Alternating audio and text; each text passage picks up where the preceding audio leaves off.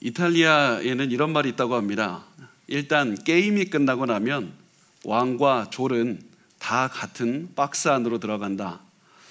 그러니까 체스 게임을 할 때 왕이 가장 중요한 것 같고 졸이 가장 아무것도 아닌 것 같은데, 결국 그 게임이 다 끝나고 나면 다 같은 한 박스에 들어가는 그런 운명이라는 겁니다. 저는 그 말을 듣고 참 우리 인생이 체스 게임과 같다, 그런 생각을 했습니다. 아무리 많은 권력을 누리고 많은 돈을 가지고 있는 사람도 결국 죽으면 흙 속으로 들어가고요, 아무리 가난하고 권력이 없었던 사람도 죽어도 또한 흙 속으로 갑니다. 그렇게만 보면 참 우리 인생 허무한 것 같습니다. 그런데 우리의 인생이 절대로 허무하지 않은 이유가 뭡니까? 그 인생의 끝이 전부가 아니라 이 세상의 끝이 오기 때문이고, 그 이 세상의 끝이 오면 우리는 모두가 다 심판장이신 예수님 앞에 서게 될 날이 올 것이기 때문입니다. 그래서 우리가 이 땅에서 어떻게 살았든지 거기에 상관없이 우린 다 예수님 앞에 서게 되는 그날이 올 겁니다. 그래서 우리가 반드시 우리의 삶을 돌아보면서 계속해서 물어보고 또 물어보고 또 물어봐야 되는 것은, 나는 그 마지막 날을 대비하면서 살아가고 있는가? 나는 예수 그리스도 앞에 설 그날을 기대하면서 그날을 바라보면서 살아가고 있는가? 그래서 오늘 이 말씀을 들으면서 이 말씀에 나타나는 마지막 날의 그 모습을 우리가 살피면서 우리의 마음에 새기셨으면 좋겠습니다. 그리고 그 마음에 새겨진 날을, 그 마지막 날을 매일매일 바라보면서 소망을 두고 살아가는 겁니다. 왜냐하면 그 마지막 날에 대한 소망을 두고 매일매일 우리의 가슴 속에서 되뇌이는 것이 하나님께서 우리에게 말씀을 주신 이유이기 때문입니다. 자, 우리가 오늘 그 마지막 날에 대한 본문 말씀을 전하기 전에 우리가 지난주에 나눴던 걸 잠깐 정리를 하고 넘어가도록 하겠습니다. 굉장히 간단하게 정리를 하겠습니다. 제가 요한계시록의 시작 때부터 계속해서 반복했던 말이 뭐냐면, 이 시대가 지금 말세이고, 말세는 미래의 어느 순간에 오는 게 아니라 지금이 말세이고 지금이 천년 왕국의 시대라는 겁니다. 그래서 이 천년 왕국의 시대가 왜 천년 왕국이냐? 예수님께서 우리의 마음을 다스리고 계시고 지금 천국에서 예수님이 다스리고 계시는 천년 왕국의 시대라는 겁니다. 그리고 이 시대는 동시에 사탄이 무적행에 갇혀 있는 시대입니다. 천년 동안 갇혀 있습니다. 사탄이 무적행에 천년 동안 갇혀 있다는 것은 이 사탄이 도대체 움직이지 못한다는 얘기가 아니라 능력이 약해져서 복음 전파를 도저히 막을 수가 없습니다. 그래서 온 땅에 복음이 전파되는 시대가 바로 이 천년왕국의 시대이고, 그리고 또 이 선포된 복음을 통해서 예수께서 선택한 사람들을 만국에서 구원하시는 때가 이 시대입니다. 이 시대에는 이 죽은 사람들, 예수를 믿고 죽은 사람들은 어떻게 되냐면, 예수님 앞으로 가서 예수님이 재림하실 때까지 예수님과 즐거운 삶을 살고 있을 겁니다. 그렇지만 예수님을 믿지 않고 죽은 사람들은 예수님의 재림 때까지 고통을 당하면서 기다리고 있을 겁니다. 그러다가 예수님이 재림하시면 예수님의 그 믿은 사람들은 부활의 몸을 입고 영원히 천국에서 즐거워하면서 삽니다. 그런데 예수를 믿지 않은 사람은 두 번째 사망이라는 것을 해서 영원한 심판을 받고 영원한 그 지옥 가운데서, 고통 가운데서 살아가는 겁니다. 정리가 되셨죠? 처음 듣는 것처럼 저한테 이렇게 보시면 안 됩니다. 자, 이게 지난주의 내용이고요. 그 다음에 성경은 이 말씀을 한 다음에 전쟁에 대해서 설명을 합니다. 자, 잘 들으시기 바랍니다. 전쟁은 새로운 전쟁이 아니라 요한계시록 19장에 나눴던 그 전쟁, 하나님이 이미 승리하신, 예수님이 승리하신 전쟁을 또다시 20장 7절부터 또 전쟁에 대해서 얘기를 합니다. 왜 그러냐면 이 요한계시록의 특징이 뭐냐면 자꾸 한 사건을 반복해서 보여주고 하는 겁니다. 그렇게 해서 그냥 똑같이 말하는 것이 아니라 이 측면에서도 보여주고 저 측면에서도 보여주는, 계속해서 이렇게 해서 한 사건을 보여주는 것인데, 19장에서 나타나는 그 전쟁은 하나님을 대적하는 세력들이 많이 모여서 심판을 받는 것인데, 오늘 나타나는 그 전쟁의 측면은 바로 전쟁의 마지막에 가까이 왔을 때, 예수님께서 재림하실 때가 가까이 왔을 때 그때의 전쟁의 양상이 어떻게 되느냐를 좀 강조해서 보여주고 있습니다. 이 예수님의 재림의 때가 가까이 와서 인류 역사가 거의 끝날 때가 오면 사탄이 더욱더 강하게 하나님을 대적할 것이고 교회를 말살하려고 할 것이다. 그래서 사도 요한은 그때에 대해서 이렇게 설명을 합니다. 우리 7절과 8절 말씀 우리 같이 읽어보겠습니다. 시작. 천년이 참에 사탄이 그 옥에서 놓여 나와서 땅의 사방 백성 곡과 마곡을 위혹하고 모아 싸움을 붙이리니 그 수가 바다의 모래 같으리라. 자, 예수님이 재림하실 때가 가까이 오면 사탄은 더욱더 많은 사람들을 미혹하고 끌어모아서 교회를 없애려고 할 것이다. 그리고 사탄은 땅의 사방이 뭐냐면 땅의 그 네 끝, 그 온 세상을 말합니다. 그래서 사탄은 온 세상에서 이 하나님께서 선택하지 않은 사람들 다 하나님을 대적하는 그 군대를 모아서 하나님을 대적하고 교회를 대적할 것인데, 이 수가 너무나도 얼마나 많냐면 바다의 모래와 같이 많을 것이다. 교회는 이렇게 구원받은 성도의 수는 이렇게 많지 않지만 세상 구원받지 못한 사람들은 이렇게 많을 것이다. 이렇게 해서 사탄은 마지막 준비를 하게 됩니다. 자, 여기서 제가 조금 진행하기 전에 꼭 반드시 말씀을 드리고 지나가야 되는 것이 있습니다. 그게 뭐냐면 그 도대체 여기서 말씀에 보면 곡과 마곡이라고 나오죠. 말씀에서 곡과 마곡이라고 하는데 곡과 마곡이 도대체 누구냐? 이게 굉장히 중요합니다. 이 곡과 마곡이 누구냐면 이 에스겔서 38장 2절에 그 말씀이 나오는데, 에스겔서 38장 2절에 에스겔의 미래에 대해서 예언한 그 장면입니다. 보면 인자의 너는 마곡 땅에 있는 로스와 메섹과 두발랑 곡에게로 얼굴을 향하고 그에게 예언하여, 이렇게 나오면서 곡과 마곡이 등장을 하는데, 쉽게 설명하면 이렇습니다. 그 마곡이라는 지역의 왕이 곡인 겁니다. 그래서 이 말씀에 보면 마곡 땅에 있는 로스라고 나옵니다. 다시 한번 말씀 띄워주시겠어요? 아까 에스겔서 보면 마곡 땅에 있는 로스라고 나오죠. 그래서 제가 이 말씀을 보여주는 것이 로스의 마치 소리가 러시아하고 비슷하다고 해서 많은 사람들이 이 마곡과 곡과 마곡을 러시아를 가리킨다고 말을 합니다. 그래서 많은 사람들이 어떻게 얘기를 하냐면 러시아가 하나님의 백성에 대항해서 세계 전쟁을 일으킬 것이다. 그렇게 세계 많은 3차 대전이 일어날 것이다. 이렇게 이야기를 합니다. 그래서 사실 러시아가 우크라이나를 침공했을 때 곡과 마곡의 전쟁이 시작됐다. 이렇게 막 얘기하는 사람들도 있었습니다. 저도 잘 아는데요. 제가 잘 들으라는 말을 한 설교할 때 한 10번 하죠. 그래도 여러분 잘 들으셔야만 됩니다. 왜냐하면 사실 이 설명이 잘 듣지 않으면 어려울 수도 있습니다. 그런데 이해하려고 노력하셔야 합니다. 왜냐하면 호세아 선지자가 뭐라고 했습니까? 이스라엘 백성이 하나님을 아는 지식이 없어서 망한다고 했습니다. 많은 교회가 성도들이 어려운 것 듣고 싶어 하지 않아서 쉬운 것만 하다 보니까 쉬운 것만 말해서 오히려 이단에 성도들이 미혹당하는 결과를 맞이했습니다. 교회에서 어려운 얘기를 하지 않으니까 성도들이 이단에 하는 얘기들을 듣고 그것이 교회에서는 안 가르쳐줬는데 이단은 가르쳐준다는 말도 안 되는 가르침을 듣고 그것을 또한 이해하기도 어려운데 열심히 배워다가 이단에게 넘어가는 것들을 사실 너무나도 봤습니다. 너무나도 많이 너무 안타까운 이 마음을 가지고 말씀을 드리니까요, 오늘 조금 어려워도 반드시 이해를 해보려고 한번 노력해 보시기 바랍니다. 당장 이해가 안 가더라도 제가 계속해서 말씀을 드리고 또 드리는 걸 들으면 이해가 될 날이 반드시 올 겁니다.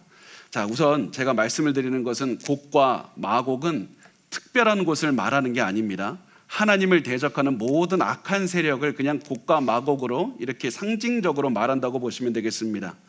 곡과 마곡은 러시아가 아니라 하나님을 대적하는 모든 악한 세력이 곡과 마곡입니다.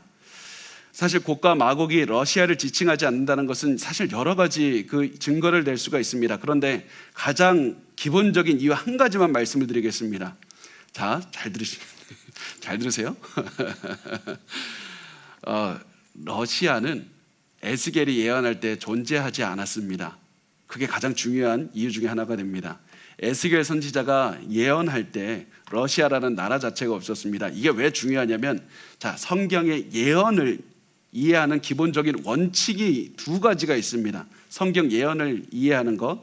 첫 번째는 뭐냐면 성경의 예언은 당장의 그 시대 사람들이 들었을 때 이해가 가야 됩니다.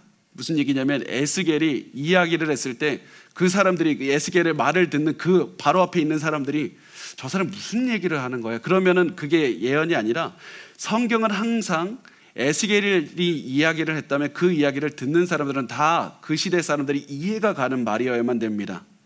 그래서 이것이 첫 번째 예언의 그 기본적인 원칙이고, 두 번째는 이 예언은 그 시대 사람들에게만 이해가 갔던 것이 아니라 나중에 예수님에게도 그 관련돼서도 그 이야기가 성취되는 것입니다. 그래서 예언은 항상 두 가지가 있습니다. 첫 번째는 항상 그 시대 사람, 그 다음에 두 번째는 예수님 관련돼서 거기에 이 두 가지 우리가 이것을 이해할 수 있다는 것을 반드시 기억하시기 바랍니다. 그래서 이 두 가지 의미가 항상 있는데, 그래서 우리가 보면 에스겔서의 아까 예언을 보면 로스라는 말이 러시아가 존재하지 않았다는 것이 그래서 중요한 겁니다. 그 시대 사람들이 들었을 때 러시아가 존재하지도 않았고 이해할 수도 없는데 어떻게 그것을 에스겔이 말할 수가 있었겠습니까? 그래서 이 에스겔의 말을 사람들이 이해할 수 없었기 때문에 러시아 아니다, 반드시 이해하시기를 바랍니다. 곡과 마곡은 러시아가 아닙니다. 그래서 여러분 혹시 성경에 에스겔서 38장 2절과 계시록 20장 8절 옆에 이렇게 써두셔도 참 좋겠습니다. 곡과 마곡 표시를 해두시고 하나님을 대항하는 악한 세력 이렇게 써두셔도 좋겠습니다. 사실 제가 뭐 이렇게 대단하다고 자꾸 이렇게 강조를 하느냐, 이것은 이단들이 이것을 사용하기 때문입니다. 많은 이단들이 곡과 마곡의 의미를 러시아다, 전쟁이 일어난다, 그래서 우리가 이 전쟁이 일어나니까 다 대비해야 된다, 이런 식으로 이단들이 몰아가고 있기 때문입니다. 여기에서 이단의 가르침의 특징에 대해서 한 가지만 더 말씀을 드리고 싶은데, 그게 뭐냐면 이단들의 주장을 보면 한 가지 굉장히 중요한 특징이 있습니다. 그게 뭐냐면 아주 자극적이라는 겁니다. 아주 자극적인 겁니다. 예를 들면 14만 4천 명이 구원받은 모든 성도를 상징합니다, 이렇게 하면 좀 재미가 좀 없는데, 14만 4천 명만이 구원을 받을 수 있고 너도 빨리 14만 4천 안에 들어와야 된다, 그래서 지금 당장 뭐라도 해야 된다, 그러면 갑자기 마음에 뭔가 불끈불끈하면서 내가 무엇을 하게 되는 그런 마음이 올게 만드는 것이 이단들의 가르침의 특징입니다. 또 곡과 마곡이 하나님을 대항하는 악의 세력이다, 그러면 좀 뭔가 심심한 것 같은데, 곡과 마곡이 러시아고 러시아가 지금 군대를 일으켜서 3차 세계대전이 벌어진다, 그러면 머리 굉장히 쪽쪽 들어오시죠? 네, 그렇죠. 갑자기 눈이 밝아지셨네. 이런 말을 하는 사람들을 들으면 이 사람들이 마치 이런 느낌이 들게 됩니다.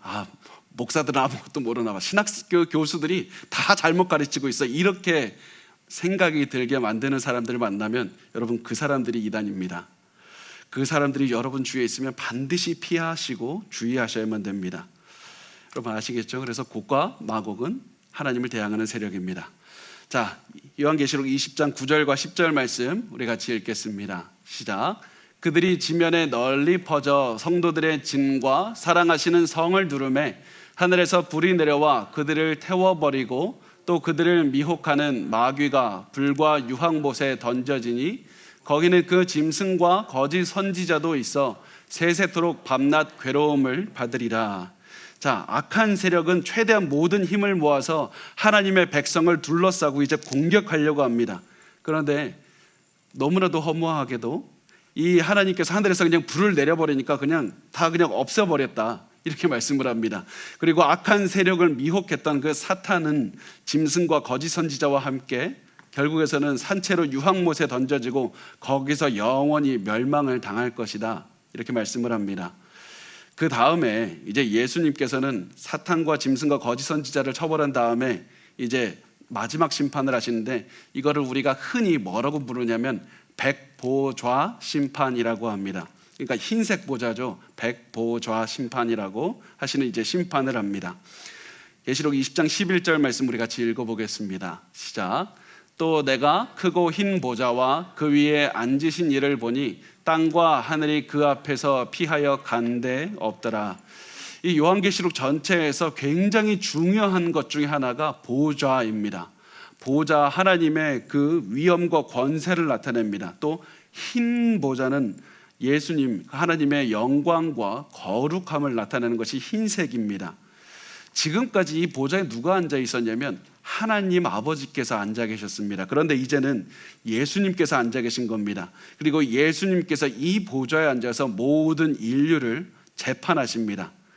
그리고 이 위대한 예수님께서 재판하시는 것 위에 그 어떤 특징이 있냐면 땅과 하늘이 그 앞에서 피하여 간데 없더라. 예수님이 얼마나 위대하시면 땅과 하늘도 다 그 앞에서 피해서 간데가 없을 뿐만 아니라 이제는 땅과 하늘이 있던 자리에 새 하늘과 새 땅이 들어올 겁니다. 이제 그것이 이제 나중에 등장하는데 우리 12절과 13절 말씀 우리 같이 읽겠습니다. 시작. 또 내가 보니 죽은 자들이 큰 자나 작은 자나 그 보좌 앞에 서 있는데 책들이 펴 있고 또 다른 책이 펴졌으니 곧 생명책이라. 죽은 자들이 자기 행위를 따라 책들에 기록된 대로 심판을 받으니 바다가 그 가운데에서 죽은 자들을 내주고 또 사망과 음부도 그 가운데에서 죽은 자들을 내주매 각 사람이 자기의 행위대로 심판을 받고. 자, 예수님의 심판대 앞에 모든 사람이 서게 됩니다. 그런데 예수님께서 사람들을 심판하시기 위해 여러 가지 이 책들을 펴있게 되는데 그 중에 하나가 생명책이고 또 다른 하나가 뭐냐면 행위들을 기록한 책입니다. 당연히 생명책은 구원받은 사람들의 이름이 적혀져 있는 책입니다. 그래서 그 책에 이름이 들어가 있으면 다 구원을 받습니다. 그런데 우리가 좀 고개를 갸우뚱하게 만드는 책이 뭐냐면 행위를 기록한 책입니다. 하나님께 구원받기 위해서는 우리가 올바른 행위를 해야만 된다는 그런 의미가 됩니다.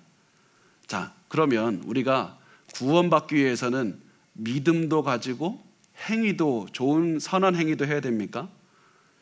예수님 앞에 지금 생명책에 있고 행위를 기록한 책이 있다는 것은 우리가 구원받기 위해서는 예수님도 믿어야 되고 또 선하게 살아가야지, 이 두 가지가 있어야 된다는 얘기입니까? 그것이 절대로 아닙니다. 예수를 믿는 사람은 당연히 구원을 받는데 예수를 믿은 사람은 당연히 그 결과로 행위가, 선한 행위가 따라올 수밖에 없다는 겁니다. 믿음의 증거가 선한 삶이 될 수밖에 없습니다. 예수를 믿으면서 악하게 살아갈 수 절대 없습니다. 그래서 여러분, 내가 만약에 나 구원받았나? 나 정말로 올바른 믿음을 가지고 있나? 그것을 알고 싶으시면 지금 여러분의 삶을 보시면 됩니다. 삶은 솔직한 겁니다. 아무도 없을 때, 나 혼자 있을 때 내 마음속에서 무슨 일이 벌어지고 내가 그것을 어떻게 실천하면서 살아가는지 그것을 보면 너무나도 내가 나의 상태를 잘 알 수 있습니다. 완벽하게 살아야 된다는 얘기가 아니라 나는 예수를 따라서 계속해서 조금씩 변화되어 살아가고 있는가? 내 구원받은 증거가 내 삶을 통해서 드러나는가? 나는 얼마나 의롭게 거룩하게 살아가는가? 그리고 단순히 그냥 그 절대적인 기준으로 볼 것이 아니라 과거로부터 내가 오늘과 비교하면 내가 얼마나 많이 변했는가, 그것을 통해서 우리가 알 수가 있습니다. 그래서 내가 얼마나 예수를 믿고 예수처럼 살아가는가, 이것이 중요한 겁니다. 그래서 만약에 우리의 삶에 그 증거가, 예수를 믿은 삶의 그 믿음의 증거가 삶으로 드러나지 않으면 우리가 더욱더 깨끗하게 살고 거룩하게 살도록 노력하시기 바랍니다. 우리가 구원받은 사람이면 더 우리가 노력했을 때 더 깨끗하게 살아갈 수가 있을 겁니다. 그렇지만 구원받지 못했다면 우리가 아무리 노력해도 예수처럼 살아갈 수가 없게 될 것이기 때문입니다. 잘 따라오고 계시죠? 네. 자, 우리 14절과 15절 마지막 말씀입니다. 우리 같이 읽겠습니다. 시작. 사망과 음부도 불못에 던져지니 이것은 둘째 사망 곧 불못이라. 누구든지 생명책에 기록되지 못한 자는 불못에 던져지더라. 자, 둘째 사망은 뭐라고 그랬죠? 영원한 심판이라, 최후 심판, 지옥에 가는 것을 말씀을 합니다. 그래서 사망과 음부가 심판을 받는다. 이 말은 뭐냐면 인류 역사가 이제 끝이 났다는 것을 말씀을 합니다. 세상의 마지막에는 인류에게 마지막 남은 그 원수, 죽음이라는 원수가 음부에 던져질 것이고 하나님을 반대하는 모든 사람들, 모든 세력들은 두 번째 죽음, 영원한 심판을 받아서 영원히 고통을 당할 것이라는 그 말씀을 하고 있습니다. 이것이 성경이 말하는 최후 심판의 그 모습이 되겠습니다. 여러분은 이 날에 대해서 대비해서 얼마나 어떻게 살아가십니까? 여러분, 이 마지막 날에 대비해서 정말 살아가고 계십니까? 여러분, 우리가 이 마지막 날에 대비해서 살아갈 수 있는 유일한 방법은 예수를 믿고 예수를 따라서 살아가는 것밖에 없습니다. 예수를 의지해서 살고 예수처럼 살아가는 것, 그거밖에 없습니다. 한 지역에 불이 났다고 합니다. 그래서 그 지역에 소방대원이 투입돼서 어린 여자아이를 구조했습니다. 그리고 그 지역에서 빨리 대피를 시키기 위해서 그 소방대원은 여자아이를 데리고 불길이 이미 지나간 자리로 아이를 데리고 왔습니다. 그때 아이는 이렇게 묻습니다. 여기에 불이 오지 않는다는 것이 확실하냐고 묻습니다. 그러자 소방대원은 이렇게 말합니다. 불길이 다시는 이곳으로 오지 않을 거야. 왜냐하면 이곳은 이미 불이 한번 지나간 자리거든. 우리가 지옥불을 피할 수 있는 유일한 방법은 우리를 대신해서 심판을 받으신 예수 그리스도를 믿는 방법밖에 없습니다. 우리가 구원을 받은 증거를 드러내는 유일한 방법은 예수를 믿고 예수를 따라서 살아가는 것밖에 없습니다. 우리가 그 마지막 심판의 날이 올 때까지 예수를 믿고 예수를 따라서 살아가시기 바랍니다. 그리고 매일 예수를 따라가면서 내가 예수를 닮은 거 보니 나 최후의 심판을 피하게 됐다. 하나님 나 구해주셔서 감사합니다. 이런 기뻐하는 마음으로 사셨으면 좋겠습니다.